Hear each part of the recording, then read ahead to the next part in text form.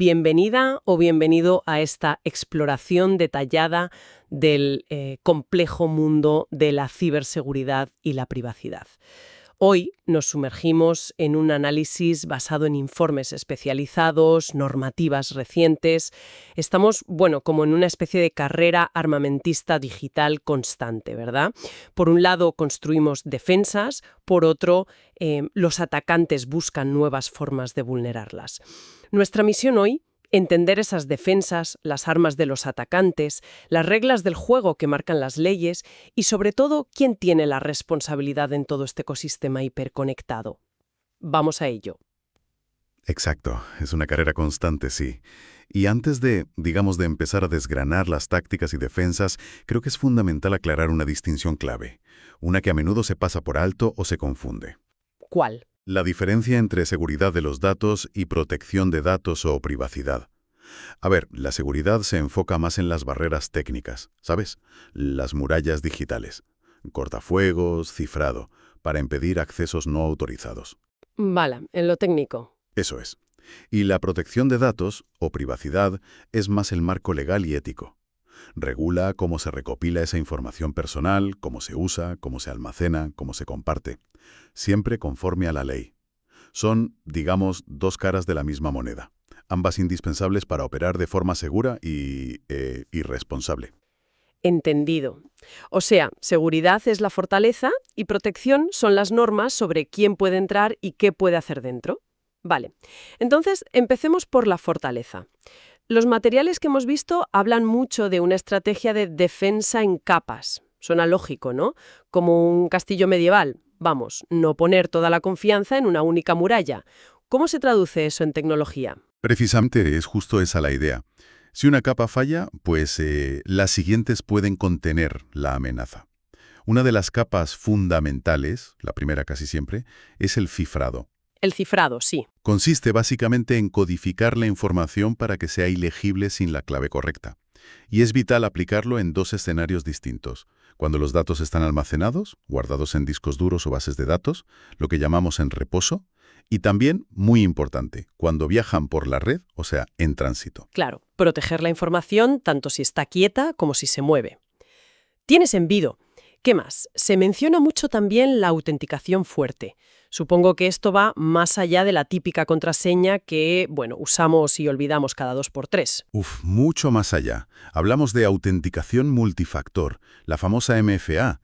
Aquí no basta con saber algo, la contraseña, sino que necesitas también tener algo, un código del móvil, una llave física, un token o incluso ser algo, tu huella dactilar, reconocimiento facial. Ah, vale. Combinar factores. Exacto. La idea es poner más barreras para verificar que quien intenta acceder es realmente quien dice ser. Aunque, hay que decir que incluso la MFA está siendo desafiada, ¿eh? Ah, sí. Sí. Los atacantes usan técnicas como el MFA Fatigue, que es básicamente bombardear a la víctima con peticiones de autenticación hasta que acepta por error o por cansancio. O el SIM swapping, para interceptar los códigos que llegan al móvil. Vamos, que la carrera armamentista no se detiene ahí tampoco. Vaya tela. Ni siquiera la MFA es infalible entonces. Eso refuerza aún más la idea de las capas, claro. Otra que mencionan los informes es el control de accesos. Entiendo que esto se trata de que no todo el mundo pueda acceder a todo, ¿no?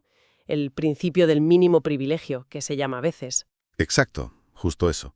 Se trata de definir políticas muy granulares sobre quién puede ver, modificar o borrar qué información. Y esto basándose siempre en su rol y en sus necesidades reales de trabajo. Ni más ni menos. Esto a menudo implica segmentar las redes y los sistemas. ¿Segmentar? ¿Cómo? Pues dividir la red en partes más pequeñas y aisladas. Así, si un intruso compromete una parte, no tiene acceso libre a todo lo demás. Se lo pones más difícil. Y, algo fundamental, revisar esos permisos periódicamente, porque las funciones de la gente cambian y los accesos obsoletos son un agujero de seguridad tremendo. Claro, lógico. Y la última línea de defensa, que aparece así destacada en el material, es la gestión de vulnerabilidades y copias de seguridad. O sea, mantener todo al día y tener un plan B, ¿no? Por si acaso. Fundamental. Sí, mantener el software actualizado, parcheado, es crucial.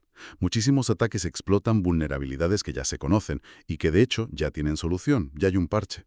Qué importante es actualizar, ¿verdad? A veces da pereza, pero... Es vital. Y las copias de seguridad, los backups, son la red de seguridad final. Si todo lo demás falla, imagina un ataque de ransomware que te cifra todo, o una pérdida de datos por error. Una copia reciente y bien gestionada te permite recuperarte. Pero ojo, no basta con hacer la copia, hay que probar que se puede restaurar correctamente, que funciona. Claro, asegurarse de que el plan B funciona de verdad. ¿Vale? Entonces, tenemos cifrado, autenticación robusta, control de accesos, parches y copias. Pero decías antes que la tecnología por sí sola no basta. Efectivamente, no basta. Estas capas técnicas son como los ladrillos, ¿vale? Pero necesitan el cemento. Y el cemento son las políticas internas claras, la formación continua del personal, porque, seamos sinceros, el eslabón humano es a menudo el más débil.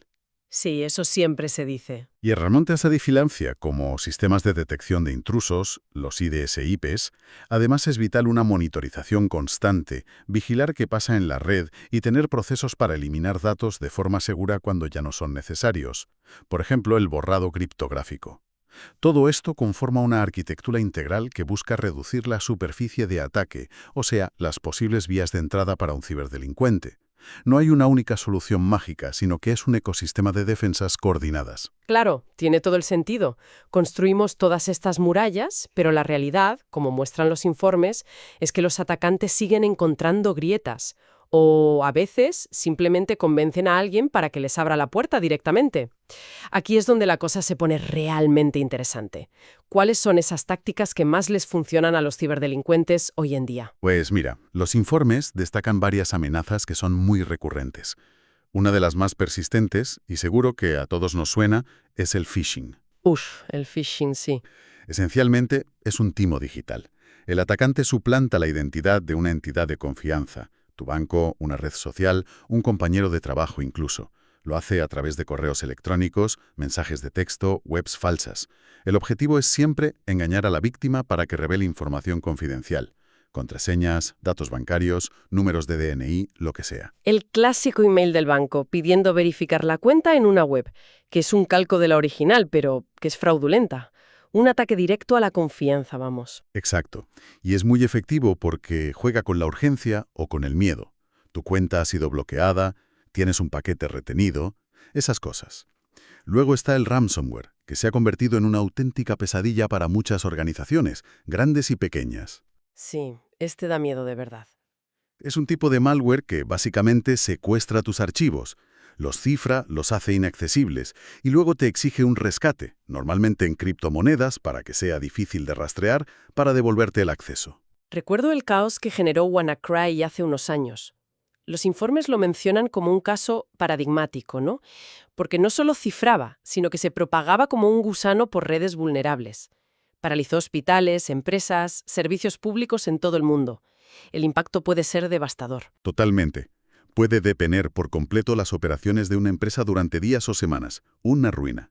Otra táctica muy usada es el ataque DDoS, denegación de servicio distribuido. DDoS, sí. Aquí el objetivo no es robar datos directamente, sino tumbar un servicio online, hacer que una web o una aplicación deje de funcionar. ¿Cómo? Pues inundando el servidor con una avalancha de tráfico basura desde miles a veces millones de ordenadores previamente infectados, lo que se llama una botnet. Llega un punto en que el servidor se satura y deja de responder a los usuarios legítimos. Los materiales que manejamos citan un ataque masivo que sufrió Amazon Web Services en 2020. Madre mía, imagino la escala necesaria para intentar colapsar una infraestructura como la de AWS. Gigantesca. Requiere redes de bots, de ordenadores zombie, muy extensas.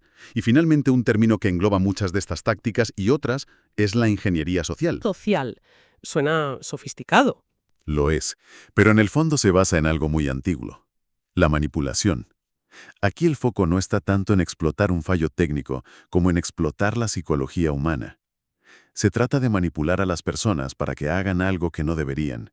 Hacer clic en un enlace malicioso, descargar un archivo infectado, revelar una contraseña, realizar una transferencia. El phishing es una forma de ingeniería social, pero hay muchas otras. Llamadas telefónicas fraudulentas, eso se llama vishing, mensajes de texto, smishing e incluso engaños en persona. Kaspersky lo define bien. Dice que es un conjunto de técnicas que usan los cibercriminales para engañar a los usuarios incautos. Entiendo. Entonces, si conectamos esto con las defensas que vimos antes, parece que muchos ataques al final explotan directamente nuestra confianza o nuestros errores, ¿no? Dices que explota fallos humanos. ¿Significa eso que la tecnología aquí es secundaria o menos importante? No diría secundaria, pero sí insuficiente por sí sola. Vemos un patrón clarísimo. El factor humano es una puerta de entrada principal para los ataques, quizás la principal. Por eso la prevención siempre tiene que ser dual. Por un lado, sí, robustecer las defensas técnicas, anti-malware, filtros de correo, parches de seguridad, todo eso. Pero por otro lado, y esto es crucial, invertir fuertemente en la educación y la concienciación continua de los usuarios. Formación, formación y más formación. Exacto. Enseñar a la gente a desconfiar por defecto, a verificar antes de actuar, a reconocer las señales de alarma de un posible timo. Y esto plantea una pregunta estratégica importante para cualquier organización. ¿Cómo equilibramos la inversión? ¿Cuánto gastamos en tecnología punta y cuánto en formar a nuestra gente? Porque a menudo se invierte muchísimo más en lo primero, descuidando peligrosamente lo segundo. Es un punto crucial, sí señor. Y esta necesidad de protección, como decíamos al principio, no es solo una cuestión técnica o de buenas prácticas internas. Hay todo un entramado legal que ha ido creciendo en complejidad y en alcance global. Ya no vale cualquier cosa con los datos. Así es, el derecho a la privacidad se está consolidando poco a poco como un derecho fundamental en esta era digital. Y las leyes lo están reflejando. La normativa más influyente, sin duda alguna, ha sido el RGPD, el Reglamento General de Protección de Datos de la Unión Europea. Entró en vigor en 2018. El RGPD sí, ha sonado mucho. Y es que es muy exigente. Otorga derechos muy claros a los ciudadanos sobre sus datos personales, derecho de acceso, de rectificación, de supresión, de portabilidad, y exige sobre todo el consentimiento explícito e informado para tratar esos datos. Y lo más disruptivo quizás fue su efecto extraterritorial, ¿no? Que afecta a empresas de cualquier parte del mundo si tratan datos de residentes en la UE. Las multas por incumplimiento son enormes, creo recordar.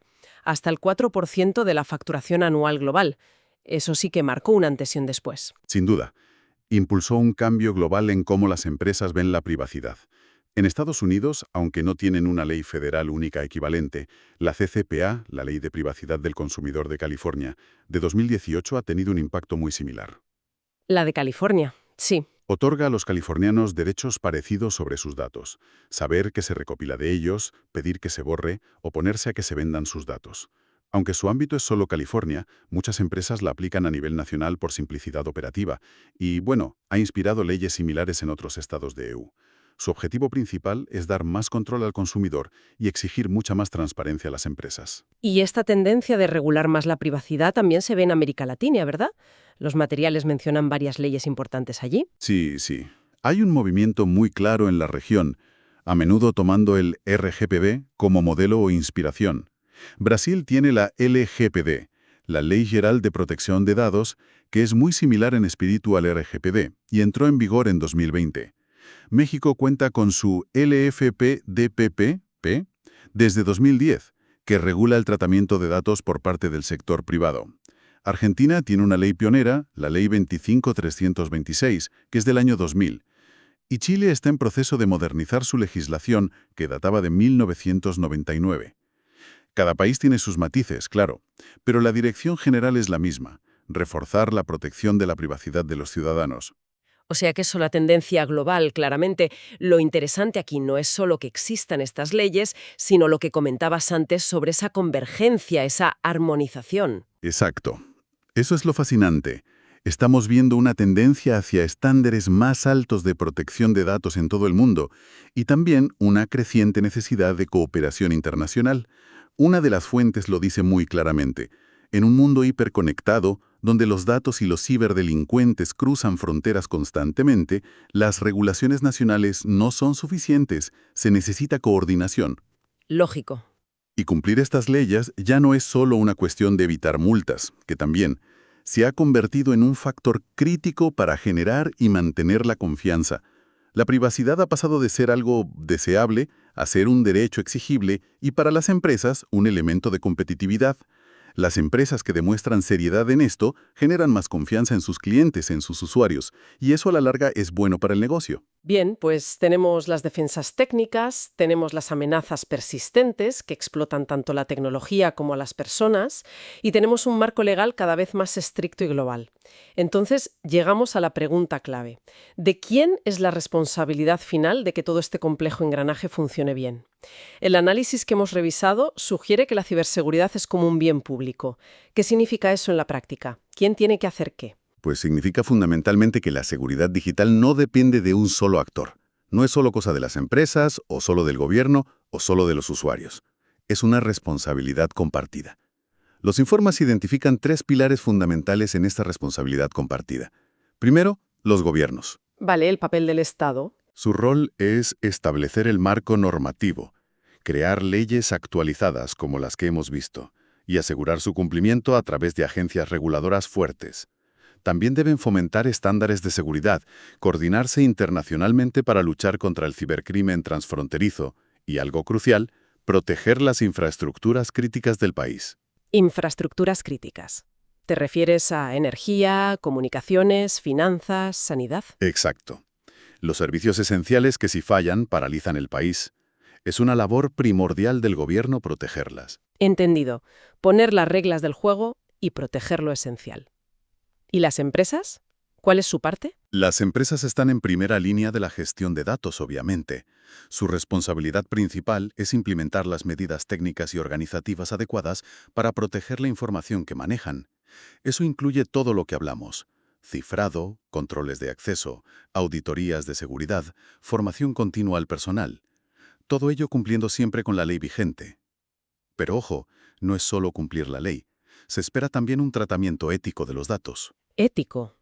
¿En qué sentido? Pues en recoger solo los datos estrictamente necesarios para el servicio que ofrecen, ser totalmente transparentes sobre cómo los van a usar y responder de forma rápida y honesta si sufren un incidente de seguridad. Sus buenas prácticas, como dice una de las fuentes, unidas a la normatividad exigida desde el gobierno, son clave para fortalecer la seguridad del conjunto. Y también se espera que colaboren entre ellas y con las autoridades, por ejemplo, compartiendo información sobre nuevas amenazas o ataques que detecten. Vale, gobiernos marcan el camino y protegen lo crítico. Empresas construyen y operan las defensas del día a día y tratan los datos con ética. ¿Y nosotros? ¿Los ciudadanos y usuarios de a pie? ¿Somos solo víctimas potenciales? ¿O también tenemos un papel activo en todo esto? Tenemos un papel activo y fundamental. Los ciudadanos y usuarios somos, en muchos casos, la última línea de defensa, y a menudo también la primera. Debemos practicar lo que se llama una buena higiene digital. Higiene digital. Me gusta el término. ¿Qué implica? Pues cosas básicas pero esenciales. Usar contraseñas robustas y, sobre todo, únicas para cada servicio importante. Activar la autenticación multifactor MFA siempre que esté disponible. Mantener nuestros dispositivos y aplicaciones actualizados con los últimos parches. Y, quizás lo más importante, ser escépticos y cautelosos. No hacer clic a la ligera en enlaces o archivos adjuntos sospechosos. Verificar la identidad de quien nos pide información sensible. También es importante conocer nuestros derechos sobre nuestros datos, los que nos dan leyes como el RGPD, y ejercerlos cuando sea necesario. Pedir acceso, rectificación, supresión. Usar redes Wi-Fi seguras, desconfiar de las redes públicas abiertas. En fin, como señala el texto, los ciudadanos deben trabajar juntos con empresas y gobiernos. Nuestro comportamiento seguro es esencial. O sea, que no vale solo con tener la mejor tecnología antivirus o las mejores leyes, si luego vamos y hacemos clic donde no debemos o usamos 1, 2, 3, 4, 5, 6 como contraseña. Exactamente. La tecnología por sí sola, insisto, no es la panacea. Ni las leyes solas tampoco. La ciberseguridad y la privacidad son el resultado de un esfuerzo coordinado y continuo de todos. Gobiernos legislando y protegiendo infraestructuras, empresas implementando defensas robustas y gestionando los datos de forma ética y legal, y ciudadanos actuando de forma informada, segura y vigilante. Solo si estos tres pilares funcionan en armonía, entendiendo la seguridad digital como ese bien público compartido del que hablábamos, podremos aspirar a tener una sociedad digital que sea innovadora, próspera y, sobre todo, que sea confiable para todos. Bien, pues creo que hemos recorrido bastante terreno hoy, ¿eh? Hemos explorado esas capas de defensa técnica, desde el cifrado hasta las copias de seguridad. Hemos repasado amenazas tan comunes y tan dañinas como el phishing y el ransomware, viendo cómo explotan tanto la tecnología como nuestra propia psicología. Navegamos también por el complejo panorama legal, con leyes como el RGPD o la CCPA marcando un antes y un después a nivel global en la protección de datos. Y llegamos a la conclusión clave, creo yo, que esto es cosa de todos. Gobiernos, empresas y cada persona usuaria compartimos la responsabilidad de mantener seguro nuestro entorno digital. No podemos mirar para otro lado. Totalmente de acuerdo. Y quizás como reflexión final, para seguir dándole una vuelta a esto, podríamos plantearnos lo siguiente. Si la ciberseguridad es, como hemos dicho, un esfuerzo constante y compartido contra amenazas que evolucionan sin parar, ¿nos basta con este enfoque actual? Que a menudo es muy reactivo, ¿no? Respondemos a incidentes cuando ocurren, cumplimos normativas a posteriori, ¿o necesitamos quizás un cambio de paradigma? Avanzar hacia un modelo donde la ética digital, la seguridad y la privacidad se integren de forma proactiva, por diseño, security by design, privacy by default, en el corazón mismo de cada nueva tecnología, de cada aplicación, de cada servicio que lancemos al mercado. ¿Cómo sería llevar eso a la práctica de forma universal? Ahí queda una pregunta importante, creo, para el futuro digital que estamos construyendo entre todos. Una pregunta muy pertinente, sí señor. Da para otra charla entera. Muchísimas gracias por este análisis tan claro y completo. Gracias a ti. Un placer.